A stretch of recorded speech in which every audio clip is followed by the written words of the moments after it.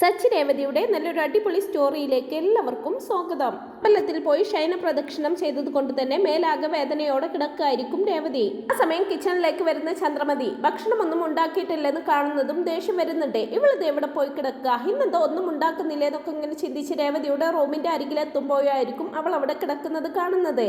ഓ, തമ്പുരാട്ടി ഇവിടെ കിടപ്പായിരുന്നോ, ഇന്നെന്തോ ഒന്നും ഉണ്ടാക്കുന്നില്ല എന്നൊക്കെ ചോദിക്കുമ്പോ എനിക്ക് തീരെ വയ്യമ്മേന്നൊക്കെ രേവതി പറയുന്നുണ്ടെങ്കിലും നിനക്ക് എന്ത് വയ്യായ്ക ഉണ്ടാവാനാ, നിന്നെ കണ്ടിട്ട് ഒരു കുഴപ്പവുമില്ലല്ലോ, മര്യാദക്ക് വന്ന് ഭക്ഷണം ഉണ്ടാക്കേ, അരമണിക്കൂറിനകം ഭക്ഷണം റെഡി ആയിരിക്കണമെന്നൊക്കെ പറയുന്നുണ്ട് ചന്ദ്രമതി. സമയം അവരുടെ സംസാരം കേട്ട് ശ്രുതിയും അവിടേക്ക് വരുന്നുണ്ട്. രേവതി അവിടെ തന്നെ ഇരിക്കുന്നത് കണ്ട് നിന്നോട് പറഞ്ഞത് കേട്ടില്ലേ, ശ്രുതിക്കും എനിക്കും നന്നായിട്ട് വിശക്കുന്നുണ്ട്, മര്യാദക്ക് വേഗം ഭക്ഷണം ഉണ്ടാക്കെന്നും പറഞ്ഞുകൊണ്ട് ചന്ദ്രമതി ആ റൂമിൽ നിന്നും പുറത്ത് കിടക്കുകയാണ്.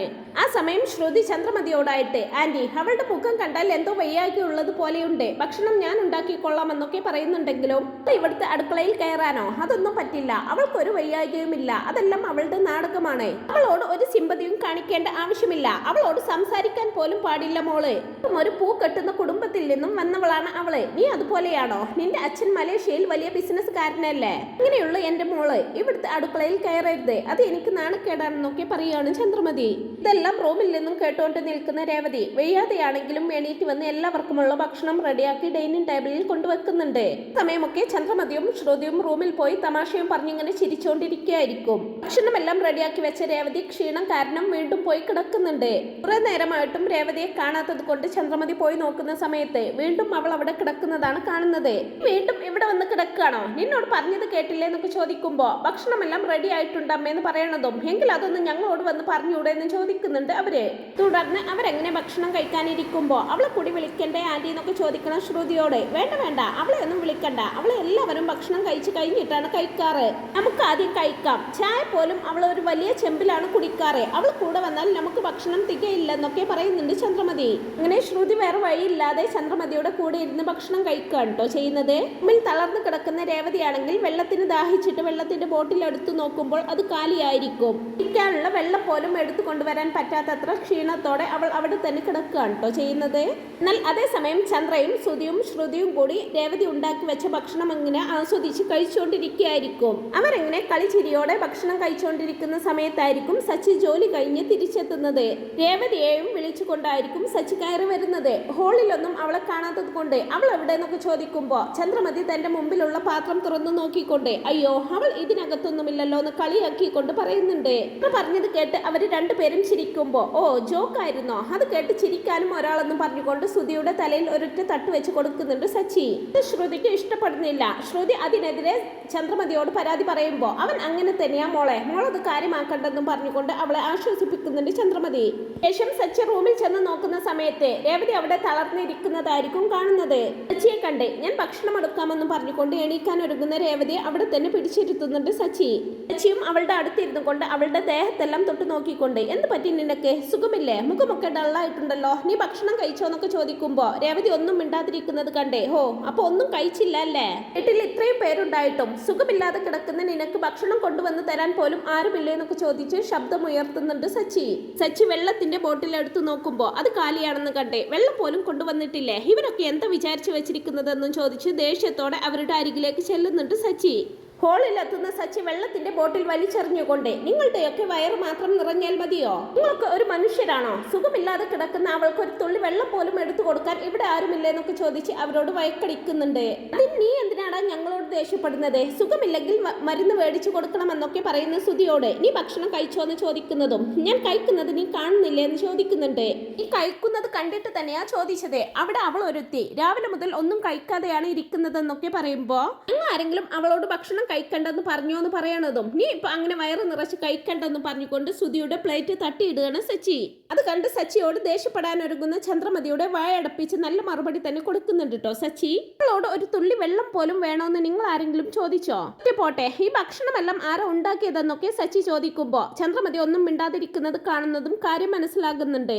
റൂമിലിരുന്ന് ഇതെല്ലാം കേട്ടോണ്ടിരിക്കുന്ന രേവതിക്ക് വിഷമവും അതിനോടൊപ്പം ഒരു കുഞ്ഞു സന്തോഷവും തോന്നുന്നുണ്ട് കേട്ടോ. തനിക്ക് വേണ്ടി സച്ചി ഇങ്ങനെയൊക്കെ സംസാരിക്കുന്നതിൽ എല്ലാവരും മിണ്ടാതിരിക്കുന്നത് കണ്ടേ. അപ്പൊ അവൾ തന്നെയാ ഇതെല്ലാം ഉണ്ടാക്കിയതല്ലേ? സുഖമില്ലാതെ അവൾ ഒരുത്തി ഉണ്ടാക്കി വെച്ചിരിക്കുന്ന ഭക്ഷണമാണ് നിങ്ങൾ ഇങ്ങനെ വെട്ടി വിഴുങ്ങുന്നത്. എന്നിട്ടും അവൾക്ക് ഇച്ചിരി കൊണ്ടുപോയി കൊടുക്കാൻ നിങ്ങൾക്ക് തോന്നിയോ? ഇച്ചിരി പോലും മനസ്സാക്ഷി ഇല്ലാണ്ടായി പോയല്ലോ നിങ്ങൾക്ക്. എല്ലാ ദിവസവും ഈ വീട്ടിലെ എല്ലാ ജോലികളും അവൾ ചെയ്തു തീർക്കുന്നു. എന്നിട്ടും അവൾക്കൊരിത്തിരി ഭക്ഷണം എടുത്തു കൊടുക്കുന്നതിൽ നിങ്ങൾക്ക് എന്താ വലിയ പ്രശ്നമെന്നും ചോദിച്ച് ചന്ദ്രമതിയോടങ്ങ് ദേഷ്യപ്പെടുക തന്നെയാണ് കേട്ടോ സച്ചി. അവരോടൊന്നും പറഞ്ഞിട്ട് കാര്യമില്ലെന്ന് മനസ്സിലാകുന്ന സച്ചി അവിടെ ഇരിക്കുന്ന വെള്ളം എടുത്ത് നേരെ റൂമിലേക്ക് പോകുന്നുണ്ട്. രേവതിയുടെ കയ്യിലേക്ക് കൊടുത്തതിനു ശേഷം കുടിക്ക്, ഞാൻ നിനക്ക് കാപ്പി ഉണ്ടാക്കി കൊണ്ടുവരാമെന്നും പറഞ്ഞുകൊണ്ട് സച്ചി നേരെ കിച്ചണിലേക്ക് പോവാണ്. കാപ്പിക്കുള്ള വെള്ളം എടുത്ത് സ്റ്റൗവിൽ വെച്ചതിന് ശേഷം സച്ചി തന്റെ ഫ്രണ്ട് മഹേഷിനെ വിളിച്ച് ചുക്ക് കാപ്പി ഉണ്ടാക്കുന്ന വിധം ചോദിച്ച് മനസ്സിലാക്കുന്നുണ്ട്. തുടർന്ന് അത് റെഡിയാക്കി രേവതിക്ക് കൊണ്ടുപോയി കൊടുക്കുമ്പോ അവൾ അത് കുടിക്കുന്നതും മുഴുവൻ ഛർദ്ദിച്ച് കളിയാണ് കേട്ടോ ചെയ്യുന്നത്. അവളുടെ പിന്നാലെ പോയി പുറമൊക്കെ ഒഴിഞ്ഞു കൊടുക്കുന്നുണ്ട്. എന്ത് പറ്റിയെന്നൊക്കെ ചോദിക്കുമ്പോ ഒന്നുമില്ല, വെറും വയറായത് കൊണ്ടാണ് ഛർദ്ദിച്ച് കളഞ്ഞത്, രാവിലെ മുതൽ ഒന്നും കഴിച്ചിട്ടില്ലല്ലോ എന്നൊക്കെ പറയുമ്പോ അയ്യോ ഞാനത് മറന്നു, നീ ഇവിടെ ഇരിക്കെ, ഞാൻ ഭക്ഷണം എടുത്തോണ്ട് വരാമെന്നും പറഞ്ഞുകൊണ്ട് സച്ചി രേവതിക്കുള്ള ഭക്ഷണവുമായിട്ട് തിരികെ റൂമിലെത്തുന്നുണ്ട്. എന്നെ തന്നെ ഇങ്ങനെ നോക്കി നിൽക്കുന്ന രേവതിയെ തനിക്കരികിൽ പിടിച്ചിരുത്തിക്കൊണ്ട് രേവതിക്ക് താൻ കൊണ്ടുവന്ന ഭക്ഷണം വാരി കൊടുക്കുകയാണ് കേട്ടോ സച്ചി ചെയ്യണത്. സച്ചി ഭക്ഷണം ഇങ്ങനെ എടുത്ത് അവളുടെ വായിലേക്ക് ഇങ്ങനെ വെച്ച് കൊടുക്കുമ്പോ സച്ചിയെ തന്നെ ഉറ്റു നോക്കിക്കൊണ്ടിരിക്കുകയാണ് രേവതി. സച്ചിക്ക് തന്നോടുള്ള കരുതലും സ്നേഹവും ഒക്കെ തിരിച്ചറിഞ്ഞ് കണ്ണുകൾ നിറഞ്ഞു പോകുന്നുണ്ട് രേവതിയുടെ. അത് കണ്ട് എന്താ കണ്ണ് നിറഞ്ഞിരിക്കുന്നതെന്നൊക്കെ ചോദിക്കുമ്പോ ഒന്നുമില്ലെന്നും പറഞ്ഞുകൊണ്ട് കണ്ണീര് തുടക്കുന്നുണ്ട് രേവതി. അപ്പോഴേക്കും രേവതി ആ ഭക്ഷണം മുഴുവനും കഴിച്ചു കഴിഞ്ഞിട്ടുണ്ടാവും. ഇതെല്ലാം കൊണ്ടുവച്ച് തിരികെ റൂമിലെത്തുന്ന സച്ചി ഞാൻ ഇനി ഒരു ഗ്ലാസ് കാപ്പി എടുത്തോണ്ട് വരട്ടെ, അത് കൂടി കുടിച്ചാൽ സുഖമാവുമെന്നൊക്കെ പറഞ്ഞ് തിരികെ കിച്ചണിലേക്ക് തന്നെ പോവാനൊരുങ്ങുമ്പോ എന്റെ കയ്യിൽ പിടിച്ചു നിർത്തി അവനെ വാരി പുണർന്നുകൊണ്ട് പൊട്ടിക്കരിയാണ് രേവതി. സച്ചി ഒരു നിമിഷം പകച്ചു പോകുന്നുണ്ടെങ്കിലും പിന്നീട് സച്ചിയും അവളെ തിരികെ കെട്ടിപ്പിടിക്കുകയാണ് കേട്ടോ ചെയ്യണത്. അവളുടെ പുറത്ത് തഴുകി ആശ്വസിപ്പിച്ചുകൊണ്ട് ആ മുഖം കയ്യിലെടുത്തുകൊണ്ട് ആ കണ്ണീരൊക്കെ തുടച്ചു കൊടുത്ത് അവളുടെ നെറ്റിയിൽ ആദ്യ പ്രണയ ചുംബനം അർപ്പിക്കുന്നുണ്ട് സച്ചി. തുടർന്ന് അവളുടെ മുഖമാകെ തുരുതുര ചുംബനങ്ങൾ കൊണ്ട് മൂടി അവളെ ഇറുക്കെ കെട്ടിപ്പിടിക്കുന്നുണ്ട് കേട്ടോ സച്ചി. ഒരു റൊമാൻറ്റിക് സോങ് ഒക്കെ പ്ലേ ആകുന്നുണ്ട് അവിടെ. ആ സമയം രണ്ടുപേരും അതുപോലെ തന്നെ നിന്ന് നേരെ കട്ടിലേക്ക് വീഴുകയാണ് ചെയ്യണത്. അങ്ങനെ ആ ഒരു രാത്രിയിൽ അവർ എല്ലാ അർത്ഥത്തിലും ഭാര്യ ഭർത്താക്കന്മാരെ പോലെ ഒന്നു ചേരുന്നുണ്ട്. ശാന്തി മുഹൂർത്തത്തിന്റെ ചടങ്ങുകൾ പോലും ഇല്ലാതെ ശരീരം കൊണ്ടും മനസ്സുകൊണ്ടും പൂർണ്ണമായിട്ടും ഒന്നാവാണ് സച്ചിയും രേവതിയും. പിന്നീട് പിറ്റേന്ന് രാവിലെ എണീക്കുന്ന രേവതി തന്റെ മേൽ കൈ വെച്ച് കിടന്നിറങ്ങുന്ന സച്ചിയെ പ്രണയത്തോടെ തന്നെ ഇങ്ങനെ നോക്കി നിൽക്കണേ. ശേഷം കഴിഞ്ഞ രാത്രിയിലെ കാര്യങ്ങളെല്ലാം ഇങ്ങനെ ഓർത്തെടുത്ത് സച്ചിയുടെ കൈ മെല്ലെ എടുത്ത് മാറ്റി നാണത്തോടെ അവിടെ നിന്ന് എണീക്കാണ് ചെയ്യണത്. എണീറ്റ് പോകുന്ന രേവതിയുടെ സാരി പിറകിൽ നിന്നും ആരോ വലിക്കുന്നത് പോലെ തോന്നുമ്പോ അത് സച്ചിയാണെന്ന് കരുതി നാണത്തോടെ രേവതി തിരിഞ്ഞു നോക്കണതും സച്ചി തിരിഞ്ഞു കിടന്ന് സാരിയുടെ മേലെ കിടന്നുറങ്ങുന്നതാണ് അവൾ കാണുന്നത് എന്നും പറഞ്ഞ് സ്വയം തലക്കിട്ടൊരു തട്ട് കൊടുത്ത് ആ സാരി മെല്ലെ വലിച്ചെടുത്ത് രേവതി ഫ്രഷ് ആവാനായിട്ട് വാഷ്റൂമിലേക്ക് പോകുന്നുണ്ട്. രേവതി കുളി കഴിഞ്ഞു വന്നിട്ടും സച്ചി എണീറ്റിട്ടുണ്ടാവില്ല. സച്ചി നല്ല ഉറക്കത്തിൽ തന്നെയായിരിക്കും. രേവതിക്കാണെങ്കിൽ കഴിഞ്ഞ രാത്രിയിലെ കാര്യങ്ങൾ തന്നെ വീണ്ടും വീണ്ടും ആലോചിച്ചുകൊണ്ട് അവനെ തന്നെ നാണത്തോടെ നോക്കി നിൽക്കുകയാണ് ചെയ്യണത്. ഇത്രയും നാളത്തെ കാത്തിരിപ്പ് സഫലമായതിന്റെ സന്തോഷത്തിൽ കണ്ണാടിക്ക് മുമ്പിൽ പോയി നിന്നുകൊണ്ട് ചിരിയോടെ നിൽക്കുന്നുണ്ട് ഏറെ നേരം. പക്ഷെ അതേ ചിരിയോട് കൂടിയും നാണത്തോടു കൂടിയും റൂമിന് പുറത്തേക്ക് വരികയാണ് രേവതി. സമയം തന്നെയായിരിക്കും ഏറെ നേരമായിട്ടും രേവതിയെ കാണാത്തത് കൊണ്ട് അവളെ വിളിക്കാനായിട്ട് ചന്ദ്രമതി റൂമിനടുത്തേക്ക് വരുന്നത്. ചിരിച്ചുകൊണ്ട് സ്ഥലകാല ബോധമില്ലാത്തതുപോലെ വരുന്ന രേവതിയെ കണ്ട് വാ പൊളിച്ച് നിൽക്കുകയാണ് കേട്ടോ അവര്. രേവതിയെ അടിമുടി നോക്കുന്നതും കാര്യം മനസ്സിലാകുന്ന ചന്ദ്രമതി ഇങ്ങനെ ദേഷ്യത്തോടെ നിൽക്കുകയാണ് ചെയ്യണത്. ഇനി വളരെ രസകരമായിട്ടുള്ള മുഹൂർത്തങ്ങളാണ് ഇനി വരാനായിട്ട് പോകുന്നത്. ഈ ഒരു റിവ്യൂ നിങ്ങൾക്ക് ഇഷ്ടപ്പെടുന്നുണ്ടെങ്കിൽ വീഡിയോ ഒന്ന് ലൈക്ക് ചെയ്യുക, ചാനൽ കൂടി ഒന്ന് സബ്സ്ക്രൈബ് ചെയ്ത് സപ്പോർട്ട് ചെയ്യണേ. Thanks for watching my video.